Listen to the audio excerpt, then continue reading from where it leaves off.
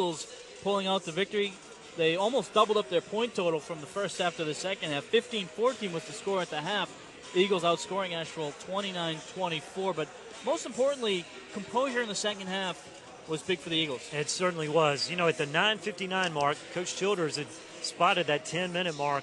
They only had a 6-point lead, and Asheville had whittled away. There were some scary moments, but they pulled it through in that last 10 minutes. And looking at the Fats Cafe Fat Stats, Winthrop better than double field goal percentage, 39. They hold Asheville to 18% from the floor. Eagles with 33 rebounds, so they didn't satisfy that key, but they were able to do a nice job outscoring in the paint 26-8.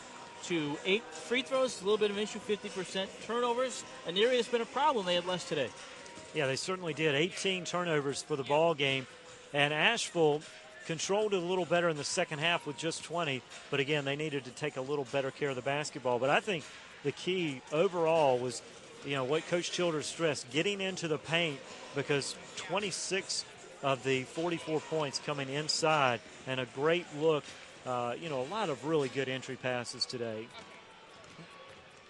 Can you build momentum off of this? Obviously, a big win at home. They've struggled on the road this year. You have a Charleston Southern team that likes to push up the floor, very quick team.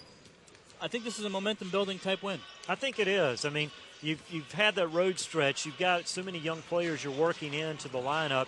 So tonight gives you a chance to say, look, we closed the game out. We've gotten that past us. You know, we've got the ability to play at home here coming up. So let's just build on this. 2 games, 2 nights away. You got Charleston Southern. You got the chance to build on this, and I think there's a good chance they will do that. Eagles were able to take advantage of that height advantage. Takoya Hammock, 7 points, 8 rebounds. And she was really a tough matchup. She really was. Bud Childers moved her around, had her at the point guard, had her at a 2 or a 3, posted her up, gave her a lot of different looks in this ball game. She was very active in a key second half. She played terrific in the second frame. All right, we'll take a quick timeout here. We'll have more from the Coliseum. To make things right. Well, we got one today. You know, it wasn't the prettiest basketball game, but it'll look pretty to our girls tonight after they digest what they did today. You know, I thought we played really hard today. You know, we didn't play as well offensively as we would like, but both teams were playing hard, and we were very, very fortunate to get a win. I know they're thrilled to get that 10-pound, 1,000-pound gorilla that's been on their back. It just seems like we've been living in such a tough state here for the last month, but it was good to get a win. It's good to be back home, and maybe we'll try to get another one on Monday night. Thanks so much, right, Coach. Thanks. Back to you guys. Winthrop Coliseum. Big win for the Eagles, a team that really needed to get off the schneid, and they did against UNC Asheville, a team that really needed to get off the schneid. And you could see, even though it was a little sloppy, both teams played very aggressively.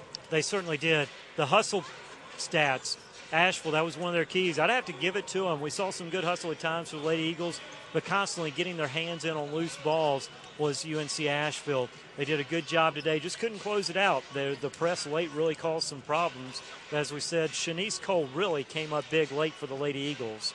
And she really did have a good job in the second half. Really separated. She was the difference between Asheville and Winthrop today. Yeah, and Shanice, we're going to give 2 kudos to her. Number 1, she's going to get the Coca-Cola Player of the Game. We're tight on time, so I don't think we're going to be able to interview her. Come out here, but I haven't seen We've her been looking for her, but you know, also Shanice had a big play late in this ball game that we're going to set up here for the Comporium Play of the Game.